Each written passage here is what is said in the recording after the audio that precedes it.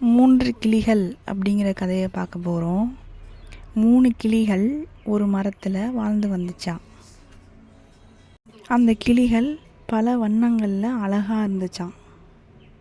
அந்த கிளிகள் பக்கத்தில் உள்ள மரங்களில் உள்ள பழங்களை சாப்பிடுமா. சாப்பிட்டுட்டு வானத்தில் சந்தோஷமாக பறந்து திரிஞ்சுக்கிட்டு இருக்குங்களாம். அப்படி இருக்கும்போது ஒரு நாள் ஒரு மரவெட்டி வந்து அந்த கிளிகள் இருந்த மரத்தை வெட்டிட்டாராம். அந்த கிளிகளுக்கு என்ன செய்கிறதுன்னு ஒன்றுமே புரியலையாம்.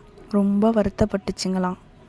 அந்த 3 கிளிகளும் வேறு மரத்தை தேடி அலைஞ்சு ரொம்ப சோர்வடைஞ்சிருச்சுங்களாம்.